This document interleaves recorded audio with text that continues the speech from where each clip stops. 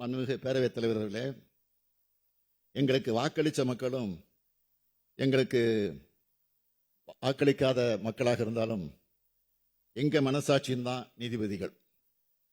மக்கள் மகிழ்ச்சியா இருக்காங்க. எங்க மனசாட்சிக்கு விரோதம் இல்லாம முழு உழைப்பை தந்து நாங்கள் ஆட்சி நடத்திட்டு வரோம். அடுத்து அமையப்போகும் அரசும் திராவிட முன்னேற்ற கழக அரசு தான்.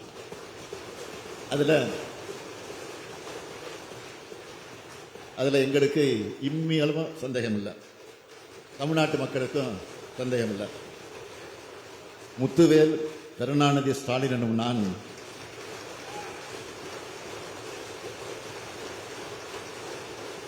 தமிழ்நாட்டை முத்துவேல் கருணாநிதி ஸ்டாலின் என்னும் நான் தமிழ்நாட்டை மேம்படுத்தும் தொண்டை மேல் போட்டுக்கொண்டு அதே பணியாக இருப்பவன். இதை தவிர எனக்கு வேறு பணிகள் இல்லை. என்னுடைய சிந்தனையும் செயலும் தமிழ்நாடு தான். தமிழையும் தமிழர்களையும் தமிழ்நாட்டையும் சுத்தி வருது.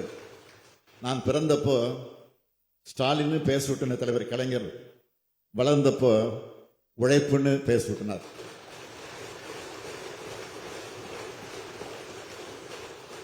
அப்படி உழைக்க கற்றுக் கொடுத்தவர் தான் அவர். ஓய்வெடுத்து உழைங்கள்னு ஆலோசனை சொல்றவங்க கிட்ட ஓய்வுக்கே ஓய்வு கொடுத்தவரின் மகன் நான் சொல்லுவேன். தலைவர் பாதையே தனி பாதை, கலைஞர் பாதையே வெற்றி பாதைன்னு செயல்பட்டு வரக்கூடியவன். பகுத்தறிவு புகழவன் தந்தை பெரியார், பேரறிஞர் அண்ணா ஆகிய இருவரும் தலைவர்களை உருவாக்கி கொடுத்த கொள்கையை காப்பேன். தமிழர் தலைவர் கலைஞர் அடித்தளமிட்ட நவீன தமிழ்நாட்டை இந்தியாவின் முதல் மாநிலமா, முன்னோடி மாநிலமா உயர்த்தி காட்டுவேன். மக்களாட்சி காலத்தில் திராவிட மாடல் ஆட்சி தான் பொற்கால ஆட்சின்னு வரலாறு பதிவு செய்யும்.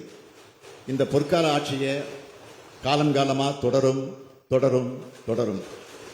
மாண்புமிகு பேரவைத் தலைவர்களே, கடந்த 2 நாட்கள்ல மொத்தம் 25 உறுப்பினர்கள் பேசியிருக்கிறாங்க.